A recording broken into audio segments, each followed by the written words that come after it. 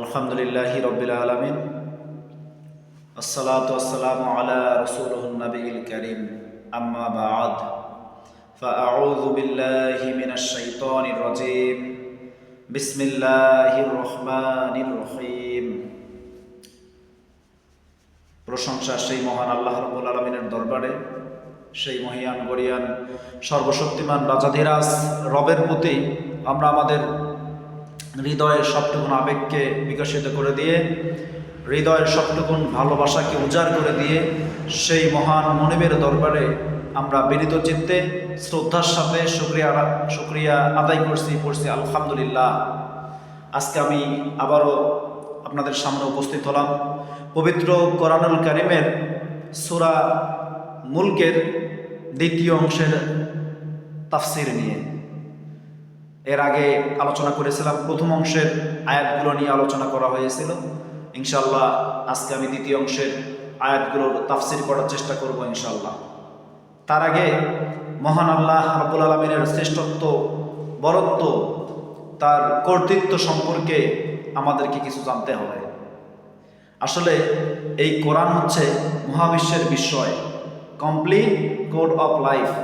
মানব জীবনের সফলতার pin code হচ্ছে আল কোরআন। যারা কোরআন শুনবে এবং যারা কোরআন বুঝবে, আল্লাহ রাব্বুল আলামিনের পক্ষ থেকে তাদের জন্য রয়েছে উত্তম প্রতিদান। রব্বে কারীম জানিয়েছেন, বাদিউস সামাওয়াতি ওয়াল আরদি ওয়া ইযা ক্বাদা আমরান ফাইন্নামা ইয়াকুলু লাহু কুন ফায়াকুন। যখন আল্লাহ রাব্বুল আলামিন কোনো কিছু সৃষ্টি করার ইচ্ছা পোষণ করেন, তিনি বলেন হয়ে যাও, হয়ে যায়। আর যখন তিনি কোনো কিছু ধ্বংস করার ইচ্ছা পোষণ করেন, তিনি বলেন ফায়াকুন, ধ্বংস হয়ে যাও, সব কিছু ধ্বংস হয়ে যায়। সে এমন একজন ক্ষমতাশীল রব, যিনি আমাদের একচ্ছত্র সত্তা। সেই রব্বে কারীম, যার লিখিত কোরআনে, যার পবিত্র মুখ নিঃসৃত কোরআনের ভিতরে কোনো সন্দেহের অবকাশ নাই। যখন বাংলাদেশে প্রতি বছর কালবৈশাখী ঝড় হয়, ভূমিকম্প, এরপরে সিডর, আয়লা, শত শত প্রাকৃতিক দুর্যোগ যখন বাংলাদেশের উপর আঘাত হানে, আবহাওয়া অধিদপ্তর, আবহাওয়া বার্তা তারা অ্যানাউন্সমেন্ট জারি করে দেয়। তারা একটা ঘোষণা দিয়ে দেয় যে আগামীকাল বঙ্গোপসাগর থেকে উৎপন্ন হওয়া ঘূর্ণিঝড় উপকূলীয় সমস্ত গ্রাম, উপশহর, শহরে আঘাত আনতে পারে এবং মানুষের যান এবং মাল নিয়ে সর্বদা সতর্ক থাকার জন্য নির্দেশ করা হলো, অনুরোধ করা হলো। সেই সাথে ঝড়ো হাওয়া বয়ে যেতে পারে, তুমুল বৃষ্টি, মুষলধারে বৃষ্টি ঝরতে পারে, এরপরে আকাশের মেঘের গর্জন হতে পারে, বজ্রপাত সংঘটিত হতে পারে। তারা প্রত্যেকটা কথার পেছনে বলতে থাকে যে পারে, মানে হতেও পারে, নাও হতে পারে। দ্বিধাদ্বন্দ্বের ভিতরে তারা থেকে এই কথাটা বলে। কিন্তু আপনি কি কোনোদিন এই কোরআনের ভিতরে শুনেছেন যে এই পৃথিবী একদিন ধ্বংস হতে পারে, কিয়ামত সংঘটিত হতে পারে, হাসর, মিজান, পুলসিরাত এগুলো সংঘটিত হতে পারে, মৃত্যু হতে পারে? কোনোদিন শুনে থাকবেন না। কারণ আল্লাহ রাব্বুল আলামিন যেই কথাটা বলেছেন, যেটা হবে সেটা হবেই। কোরআনের ভিতরে কোনো সন্দেহের অবকাশ নাই। এখানে যেই বর্ণনাগুলো দেওয়া আছে প্রত্যেকটা কোনো না কোনো দিন অবশ্যই সংঘটিত হবে। সুবহানাল্লাহি ওয়া বিহামদিহি। আল্লাহ রাব্বুল আলামিন পবিত্র কোরআনুল কারীমের ভিতরে ইরশাদ করেন, তাকাদু তামাইয়াজু মিনাল গায়যি কুল্লামা উলকিয়া ফিহা ফাওজুন সাআলাহুম খাযালাতুহা আলাম ইয়াতিকুম নাযীর। সেদিন জাহান্নামবাসীরা যখন জাহান্নামবাসীদেরকে জাহান্নামের ফেরেশতারা ডেকে বলবে, হে জাহান্নামবাসী, তোমরা কেন জাহান্নামের ভিতরে গ্রেফতার হয়ে আছো? কেন তোমরা জাহান্নামের ভিতরে হাজার হাজার বছর ধরে তোমরা আযাব সহ্য করছো? কি কারণ?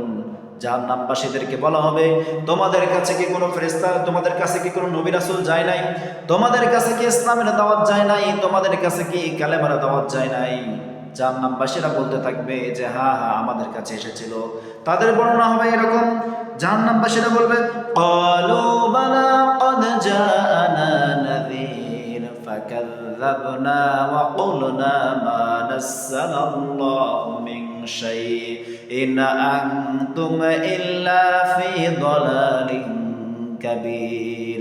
হে জাহান্নামের ফেরেশতারা, আমাদের কাছে নবী রাসূল এসেছিল, আমাদের কাছে কালেমার দাওয়াত এসেছিল, ইসলামের দাওয়াত এসেছিল, কিন্তু আমরা দুনিয়ার সাথে দুনিয়ার লোভে সেই সকল নবী রাসূলদের কথাকে আমরা প্রত্যাখ্যান করেছি।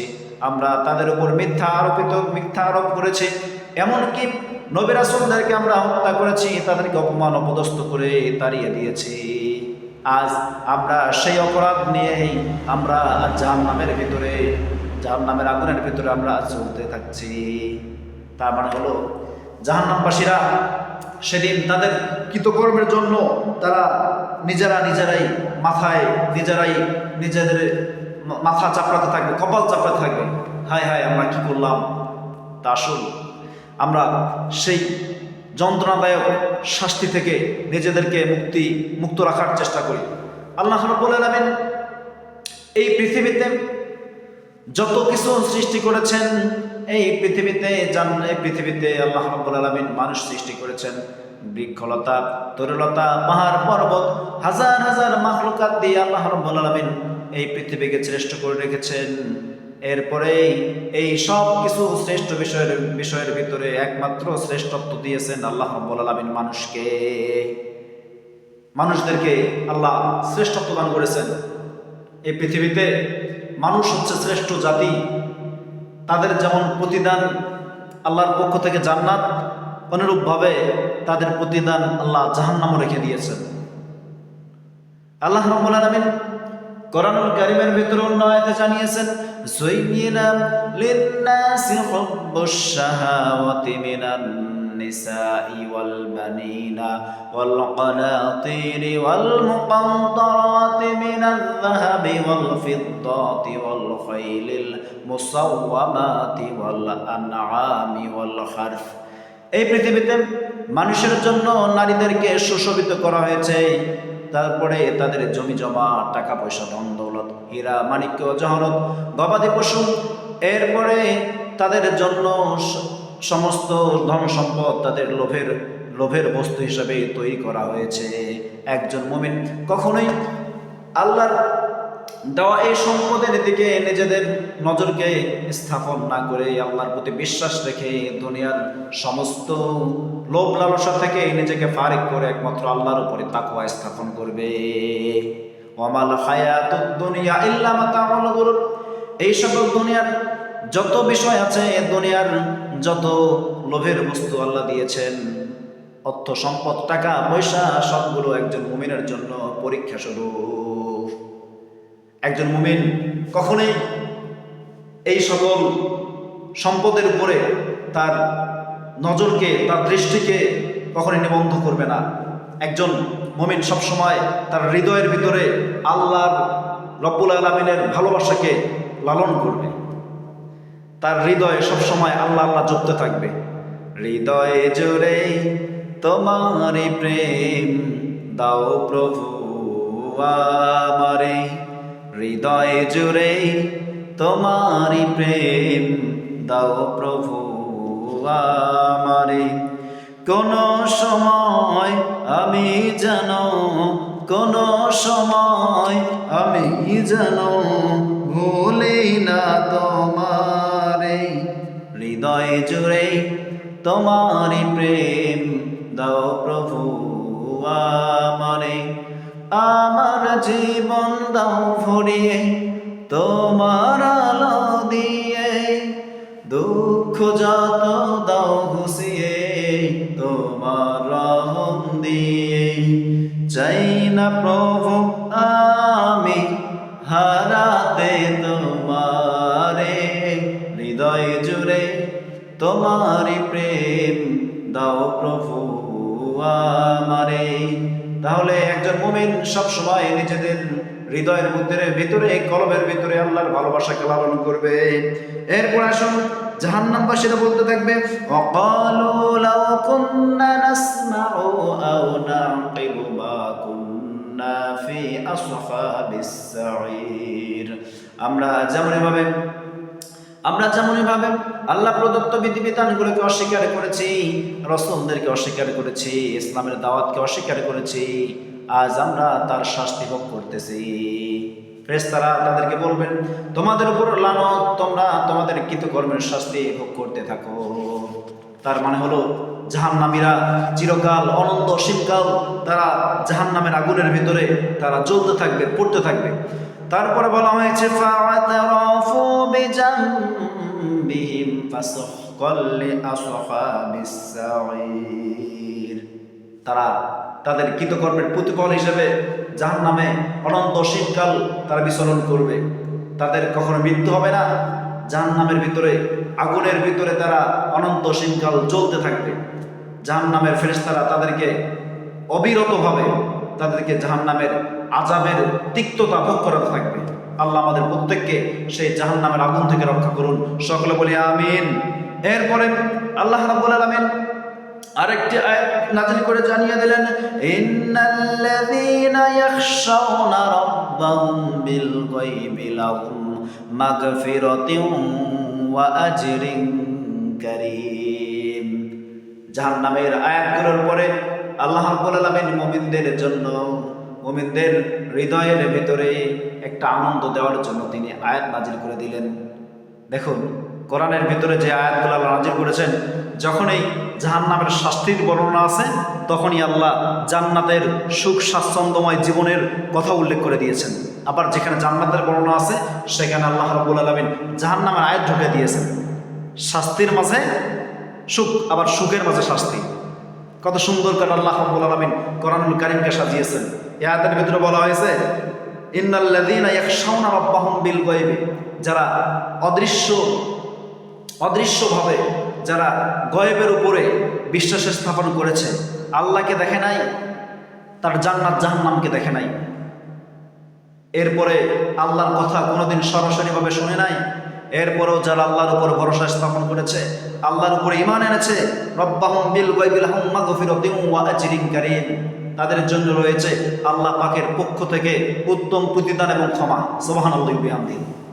তার মানে হচ্ছে আল্লাহ রাব্বুল আলামিন তার বান্দাদেরকে ভালোবাসেন। একজন বান্দা সে কখনোই জাহান্নামে যাক আল্লাহ এটা চায় না। আল্লাহ অনেক মায়া করে, দয়া করে আপনাকে আমাকে সৃষ্টি করেছেন। আপনার আমার মতো সলিমুদ্দিন গলিমুদ্দিন যদি আল্লাহর ইবাদত না করি, আল্লাহ ঠেকে থাকবে না। কারণ হাদিস শরীফের ভেতরে বিশ্বনবী জনাবে মুহাম্মদ সাল্লাল্লাহু আলাইহি ওয়াসাল্লাম ইরশাদ করেন, হে সাহাবীরা, তোমাদের মতো আমাদের মতো কোনো বান্দা যদি আল্লাহর ইবাদত না করে, আল্লাহ ঠেকে থাকবে না। কারণ আসমানের ভিতরে হাজার হাজার লক্ষ লক্ষ অগণিত অসংখ্য মিলিয়ন বিলিয়ন ট্রিলিয়ন অক্টালিয়ন হেক্সালিয়ন হাজার হাজার ফেরেশতাকে আল্লাহ রাব্বুল আলামিন সৃষ্টি করে রেখেছেন। যেই সকল ফেরেশতা একবার রুকু করেছে, তারা কিয়ামত পর্যন্ত আর কোনোদিন রুকু করার চান্স পাবে না। এরপরে যেই ফেরেশতা সেজদা একবার করেছে, সেই ফেরেশতা কখনোই সেজদা করার সুযোগ পাবে না। তারা অনবরত, তারা সব সময় আল্লাহর উপরে সেজদা করেছে, আল্লাহর সন্তুষ্ট করার জন্য আল্লাহর ইবাদত করছে, কোনো সময় আল্লাহর ইবাদত থেমে নাই।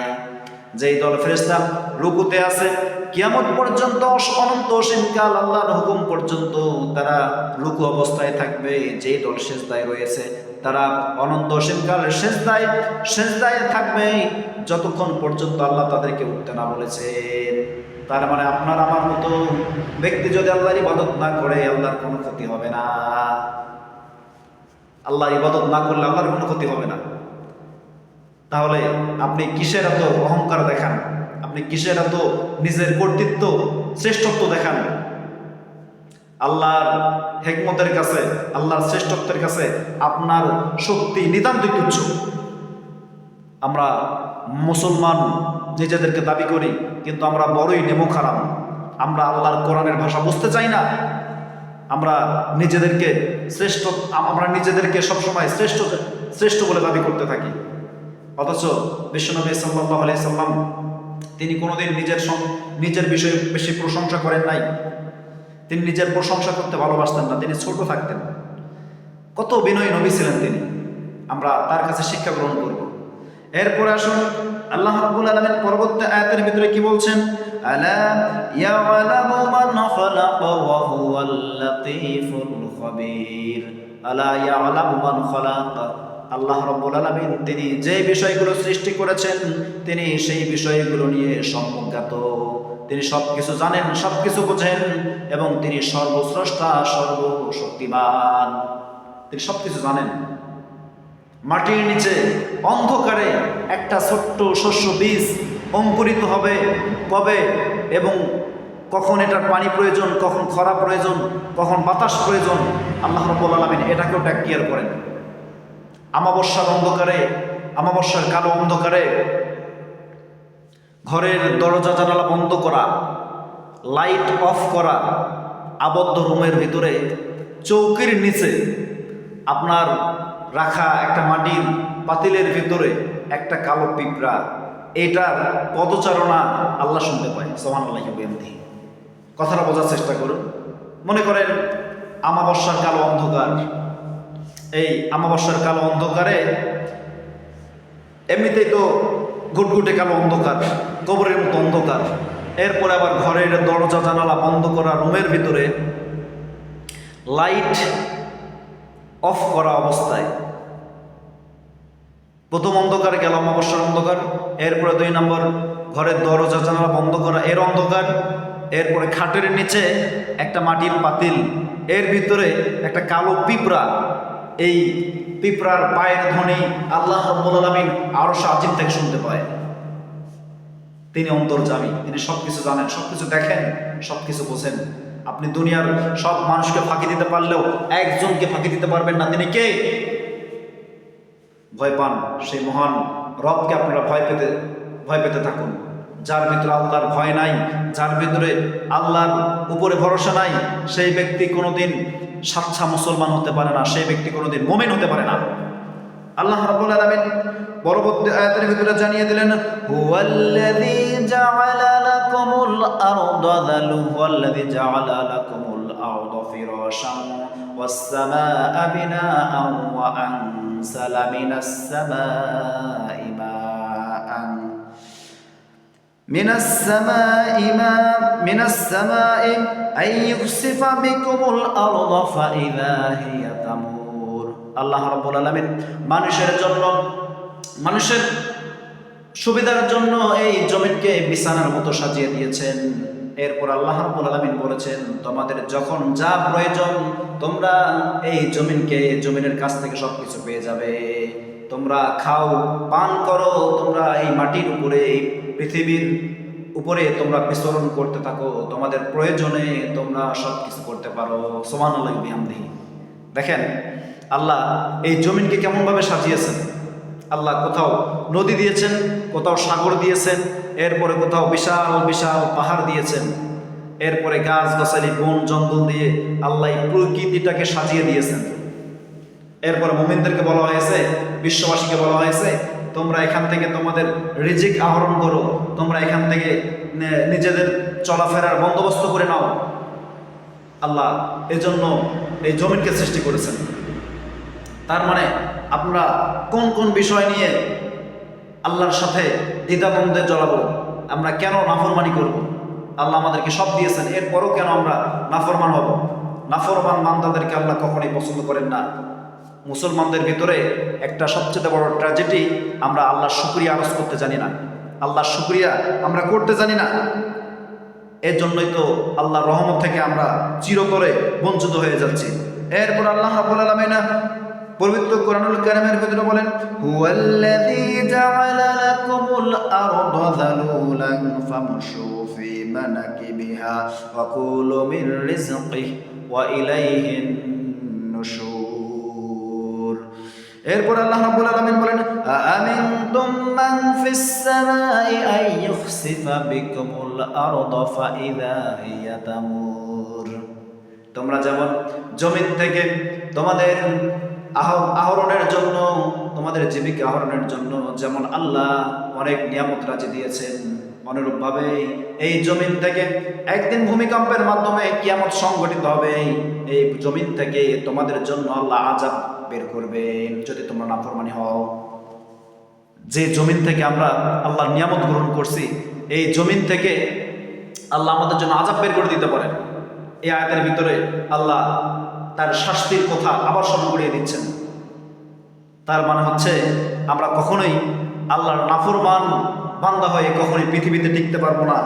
আমাদেরকে বুঝতে হবে, জানতে হবে আল্লাহ রাব্বুল আলামিন কি বলছেন। আমিনতুম মান ফিস সামাই আইয়ুরসিলা আলাইকুম হাসিবান ফাসাতা'লামুনা কাইফা নাযীর।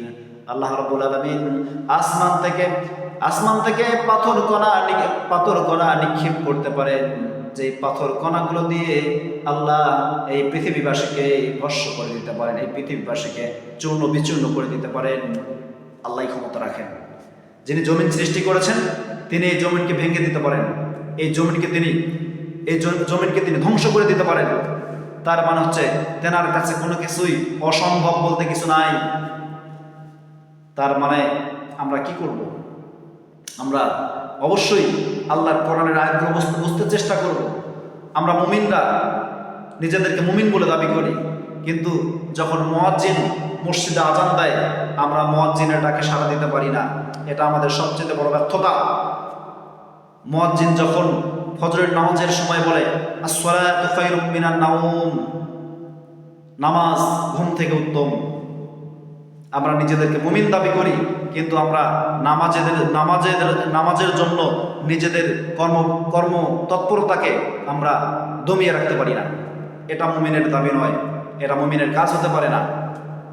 একজন মুমিন সর্ব অবস্থায় সব সময় আল্লাহর উপরে ভরসা স্থাপন করে প্রত্যেকটা কাজ সম্পাদনের চেষ্টা করবে।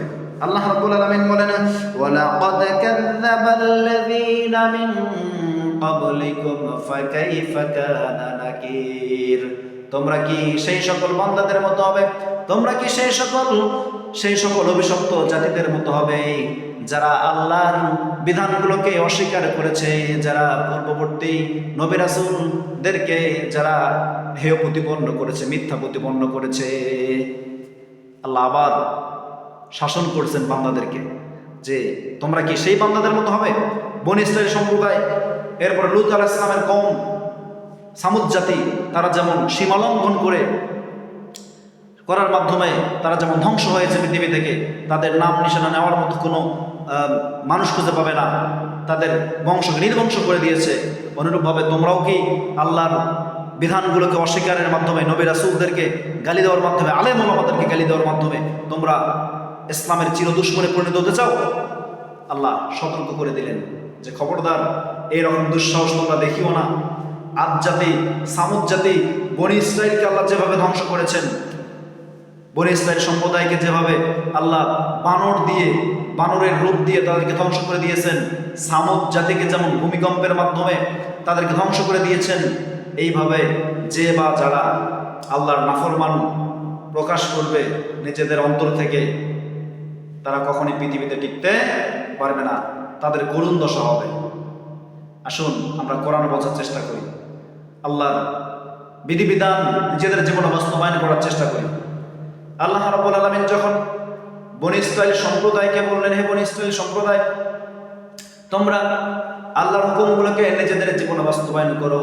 আল্লাহ রাব্বুল আলামিন বলেন, ওয়া ইযা আখাযনা মিসাকা বানি ইসরাঈলা লা তা'বুদুনা ইল্লাল্লাহ ওয়া বিল ওয়ালিদাইনি ইহসানা ওয়া যিল কুরবা ওয়াল ইয়াতামা ওয়াল মাসাকিন। ওয়া ইযা আখাযনা মিসাকা বানি ইসরাঈল, আমি বনী ইসরাইল সম্প্রদায়ের কাছে এই মর্মে শপথ গ্রহণ করেছি যে তারা আল্লাহ ছাড়া কারো ইবাদত করবে না, লা তা'বুদুনা ইল্লাল্লাহ, আল্লাহ ছাড়া কারো ইবাদত করবে না, ওয়া বিল ওয়ালিদাইনি ইহসান, এবং পিতামাতার সাথে সদাচরণ করবে, ওয়া যিল কুরবা ওয়াল ইয়াতামা ওয়াল মাসাকিন, এরপরে ইতিম যারা আছে তাদের সাথে সদাচরণ করবে, ইতিম মিসকিন যারা অসহায় দুস্থ আছে তাদেরকে খাবার দেবে, ক্ষুধার্তকে খাবার দেবে, দান সদকা করবে। এই বিষয়গুলো আল্লাহ রাব্বুল আলামিন বনী ইসরাইলদেরকেও বলে দিয়েছিলেন। এই হুকুমগুলো কিয়ামত পর্যন্ত মুমিনদের উপরে বলবৎ থাকবে। আমরা মুসলমান, আমরা কোনো সময় আল্লাহকে স্মরণ করতে জানি না, আল্লাহকে ডাকতে জানি না, যার কারণে আমাদের উপরে এত আমাবস্যার কালো অন্ধকার নেমে আসে। আমরা আল্লাহকে ডাকতে জানি না। বনী ইসরাইল সম্প্রদায়ের সম্পর্কে কোরআনের তাফসিরের একটি কথা এসেছে, বনী ইসরাইল সম্প্রদায়ের দায়কে আল্লাহ রাব্বুল আলামিন আসমান থেকে তাদের উপরে মান্না ও সালওয়া নামক দুইটি খাবার, জান্নাতি খাবার তাদের জন্য নাজিল করতেন। বনী ইসরাইল সম্প্রদায় তারা নাফরমানি করলো, তারা আল্লাহর এই পাঠানো বেহেশতি স্বর্গীয় খাবারকে তারা তুচ্ছ তাচ্ছিল্য করলো, তারা এগুলো অপচয় করতে লাগলো, যার কারণে আল্লাহ রাব্বুল আলামিন আসমান থেকে মান্না সালোয়া নাজিল করা বন্ধ করে দিলেন। মান্না সালোয়ার ব্যাখ্যায় এসেছে, মান্না হচ্ছে আসমান থেকে পড়া সুবে সাদিক থেকে শুরু করে সূর্য উদয় পর্যন্ত দুধের চাইতেও সাদা, মধুর চাইতেও মিষ্টি একটা স্বর্গীয় খাবার বনী ইসরাইলদের জন্য আল্লাহ জান্নাত থেকে পাঠাতেন। এগুলো সকালবেলা মানুষের বাড়ির ছাদে, এরপরে ঘাসের উপরে, মাটির উপরে, মরুভূমির বালির উপরে পড়ে থাকত, যেগুলো অত্যন্ত সুস্বাদু খাবার ছিল। আর সালোয়া হচ্ছে এক ধরনের পাখি, লোহিত সাগর থেকে এগুলো ঝাঁকে ঝাঁকে উড়ে আসতো বনী ইসরাইলদের বাড়ির পাশে, এরপরে ঝোপঝাড়ে গাছে এগুলো সহজে ধরা যেত। তারা এই পাখিগুলো জবাই করে খেয়ে নিত। কিন্তু আল্লাহর নির্দেশ ছিল যে এই খাবার কোনোদিন জমানো যাবে না, নষ্ট করা যাবে না, অপচয় করা যাবে না। কিন্তু বনী ইসরাইল সম্প্রদায়ে তারা ছিল নাফরমান জাতি। আল্লাহ যেটা করতে নিষেধ করেছে তারা সেটাই বেশি বেশি করে। তারা কি করলো? এই খাবারগুলোকে জমা করা শুরু করলো। তারা যখন খাবারগুলোকে জমা করা শুরু করলো, আল্লাহ রাব্বুল আলামিনের হুকুমকে তারা অস্বীকার করলো, তারা আল্লাহর হুকুমকে লঙ্ঘন করলো, সীমা লঙ্ঘন করলো, যার কারণে মান্না সালোয়া আসা বন্ধ হয়ে গেল, তারা খেতে পারে না। বনী ইসরাইল সম্প্রদায় মুসা নবীর কাছে গিয়ে বললেন, হে নবী মুসা, আপনি আমাদেরকে একটা সমাধান দিয়ে দিন, আল্লাহ তো খাবার দিচ্ছে না, আমরা এখন কি করব? তখন বনী ইসরাইল সম্প্রদায়ের কথা শুনে মুসা আলাইহিস সালাম আল্লাহর কাছে ফরিয়াদ জানালেন যে আল্লাহ, আমার সম্প্রদায় তো না খেয়ে মারা যাচ্ছে, আপনি তাদের জন্য কোনো ব্যবস্থা করুন। তখন মুসা আলাইহিস সালামকে বনী ইসরাইল সম্প্রদায় তারা আবার শর্ত আরোপ করে দিল। এই বনী ইসরাইল সম্প্রদায় এরা হচ্ছে সবচেয়ে বেশি সীমা লঙ্ঘনকারী এবং এরা নিজেদেরকে চালাক মনে করতে বেশি, যার কারণে তারা নবী মুসাকে বিভিন্ন শর্ত জড়িয়ে দিত, যেগুলো অবান্তর এবং অবাঞ্ছিত প্রশ্ন ছিল। তারা বলল যে আমরা মান্না সালোয়া এই খাবার আর খাবো না, আমাদের খেতে খেতে আমাদের বিতৃষ্ণা চলে এসেছে, আমরা এগুলো আর খাবো না। আল্লাহকে বলো অফুমিহা ওয়া আদাসিহা ওয়া বাসালিহা ওয়া কিসাইহা, আল্লাহ যেন আমাদেরকে মসুর ডাল, আদা, রসুন, পেঁয়াজ, এরপরে গম, জব এগুলো আমাদের চাষাবাদের বন্দোবস্ত করে দেয়। তারা আল্লাহকে শর্ত দিয়ে দিল। তখন আল্লাহ রাব্বুল আলামিন তাদের এই শর্ত মেনে নিলেন। কিছু শস্য বীজ মুসা নবীকে দিয়ে বনী ইসরাইল সম্প্রদায়ের কাছে প্রেরণ করা হলো।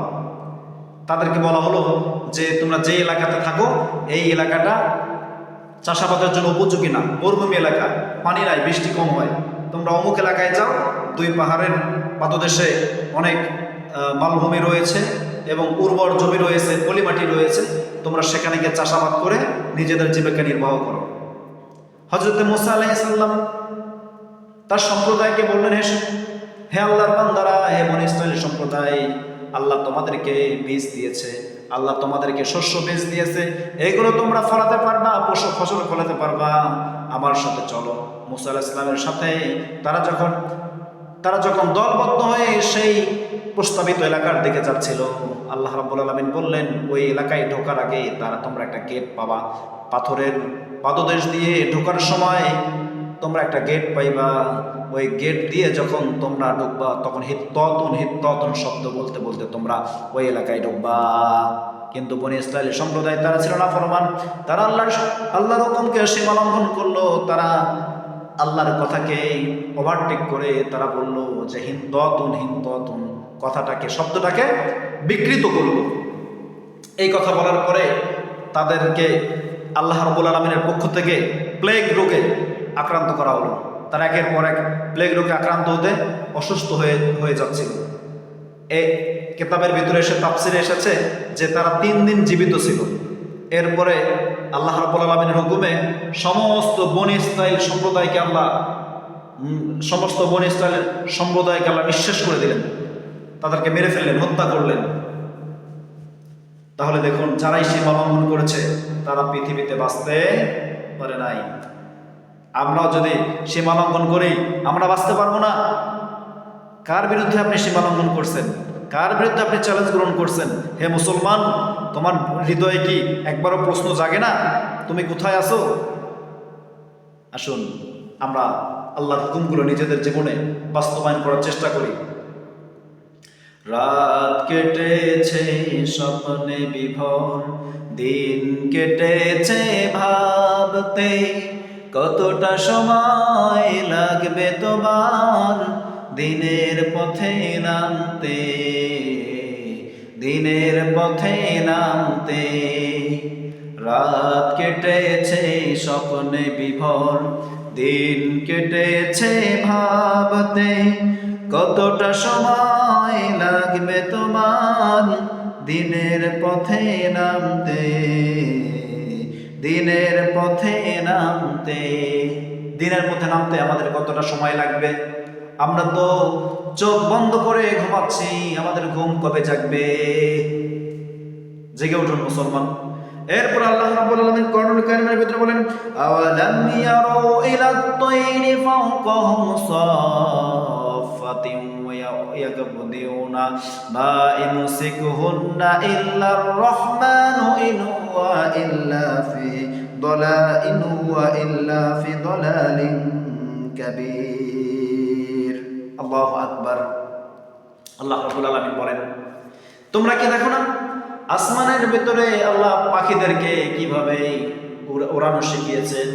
তারা ডানা ঝাপটা দিয়ে কিভাবে ডানার উপর ভর করে তারা উঠতে থাকে, এরপরে আবার তারা ডানা ছেড়ে দিয়ে কোনো লোক তারা ডানা নাচানাচি না করে, নাড়ানাড়ি না করে তারা কিভাবে সাঁত করে বিমানের মতো তারা ছুটে চলছে। এরপরে তাদের যখন ক্ষুধা পায়, তৃষ্ণা পায়, তারা জমিনে নেমে আসে, তারা মাটি থেকে আহার গ্রহণ করে, পানি গ্রহণ করে।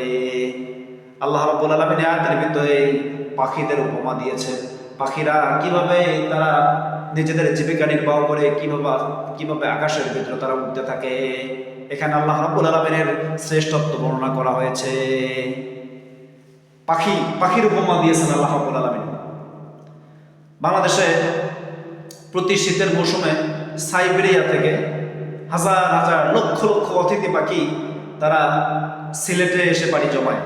হাকালুকি হাওরে, এরপর নাটোরের চলন বিলে, এরপরে বাংলাদেশের বিভিন্ন হাওর বাওর নদী নালাগুলোতে এই সকল অতিথি পাখি আসে। এইসব অতিথি পাখিকে পথ চেনায় লোকে সেই সুদূর হাজার হাজার কিলোমিটার দূরে সাইবেরিয়া, এরপর ওশেনিয়া, বিভিন্ন বরফ প্রধান দেশগুলোতে যখন শীতের কনকনে শীত তারা সহ্য করতে না পেরে তারা বাংলাদেশে পাড়ি জমায়। এদেরকে কে পথ চেনাইল? এরা মরুভূমি, সাগর, উপসাগর, নদী নালা, এরপরে জঙ্গল সব কিছু পার হয়ে তাদেরকে পথ চিনিয়েছে বাংলাদেশের পথ। তিনি কে? আল্লাহ রাব্বুল আলামিন। তাহলে দেখুন আল্লাহ কিভাবে প্রত্যেকটা জীবকে কিভাবে তাদের সেন্স দিয়েছে আল্লাহ, যে একটা পাখি মানে দিনের পর দিন, মাসের পর মাস উড়তে উড়তে তারা এ পর্যন্ত চলে আসে। আল্লাহ পাখির উপমা দিয়েছেন। আল্লাহ কোরআনের ভিতরে মৌমাছি, পিপিলিকা, এরপরে মাকড়সা, এগুলোর উপমা দিয়েছেন। নাহল, আনকাবুত, এগুলো সব মশামাছির নামে আল্লাহ সূরা দিয়েছেন। কাফেররা বলতে থাকলো, হে নবী মুহাম্মদ, তোমার আল্লাহ কি নিজেকে লজ্জাবোধ করেন না যে তিনি ছোট ছোট এই নিতান্ত তুচ্ছ তিনি জীবজন্তুর উপমা দিচ্ছেন? তখন বিশ্বনবী সাল্লাল্লাহু আলাইহি সাল্লাম কাফেরদেরকে বললেন, মুশরিকদেরকে বললেন যে আমার আল্লাহ এই সকল সৃষ্টি জীবের উপমা দিতে লজ্জাবোধ করেন না, এটা হচ্ছে মুমিনদের জন্য শিক্ষা। সুবহানাল্লাহি ওয়া বিহামদিহি। তাহলে এতক্ষণ পর্যন্ত সংক্ষিপ্ত পরিসর আমি যতটুকু আমলের নিয়তে তাফসীর করলাম, ইনশাআল্লাহ আমরা আমাদের প্রত্যেককে আল্লাহ এর উপরে আমলের ইহতিমাম করার তৌফিক দান করুন। আসসালামু আলাইকুম ওয়া রাহমাতুল্লাহি ওয়া